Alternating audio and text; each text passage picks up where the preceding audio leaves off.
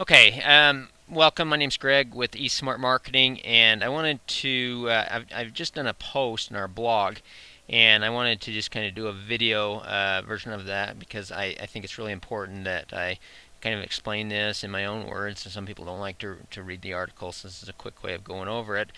But this information is based on listings and how they appear with a Google search, and it's fairly similar with a Yahoo search or an MSN search, but Google is the most important, so and the most popular. So that's what I'm going over. Now, if you were to search for a key term for any type of business that potentially a business is advertised for, it's going to populate like this, and that may be a chiropractor, a doctor, a dentist, restaurant, and in this case a locksmith. So somebody here, if they search for a locksmith, it's going to populate it like this. And you'll notice at the top, this is the top listings that come up. If there's anybody advertising a locksmith in the area, they can choose to advertise through Google, and this is called a paid sponsored listing, and it's in the shaded pink area. Okay, so people pay quite a bit of money to do that, and that sometimes is effective, sometimes it's not, but it's always fairly expensive. And actually, studies have shown that 70% of viewers actually skip right over these ads, and kind of ask yourself, in your experience, do your eyes lock on that, or do they usually go down to what you assume to be the natural listings? And that tends to be the process with most people. So that's what you'll see at the top, a paid ad. Then what you see below here is what's called Google Plus local listing ads, and they actually rank above what's called organic ads, and we'll talk about that in a minute. But these ads actually are based on local businesses, and they actually go beyond what typical listings do in that they allow customers to give reviews, rankings, and these are actually attached to what's called a Google Plus promotion page, and they're like little web pages that promote your business. So I won't go into that right now. But that's basically the way those are broken down, and they actually rank above organic listings, and we'll scroll down to that right now.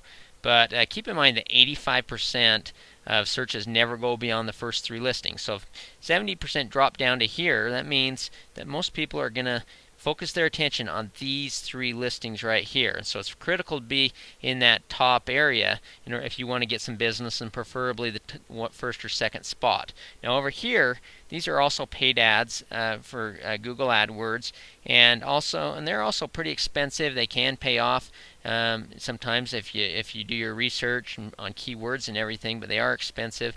And sometimes they are less effective than these, and often less effective than these natural Google Plus listings. Now, if you were to scroll down there, you will find what's called organic listings, which will always rank as far as local searches below Google Plus listings. And these are organic listings. They're basically SEO driven. So if you're paying for search engine optimization in your business, these are the listings you're paying for. And the thing, if you're a local business, the bad thing about that is you can only get as high as the Google Plus rankings, and that's usually the last 6, 7, 8 spots on the page. And so when you consider that, like I said before, about 95% never go beyond the first page, and 85% never go beyond the first 3 listings. That's significant, and so a lot of these listings are never even seen, and they're not attached to a page or anything. So that's with SEO. Now, that doesn't say that SEO isn't an effective method of marketing, but it's more of a national strategy than a local strategy for local businesses. Okay, they are SEO driven, and again, they'll always rank. So that's the difference between the listings on a page. But if you're a local business, this is what's most important: is the Google Plus listings in Yahoo. They have their own system, and so does local MSN, and all of them do have their own systems. But it's those local listings for local businesses that are really key, and you want to be in the top 3, and you want to be review rich like this one: 30 of 30, 25 Google reviews. I imagine they're demanding the most of the business compared to these other lock places. So that's it. That's listings and how they break down. I hope that was helpful to you, and keep these things in mind as you market your business. And thanks for joining me again. I'm Greg with Esmart Marketing.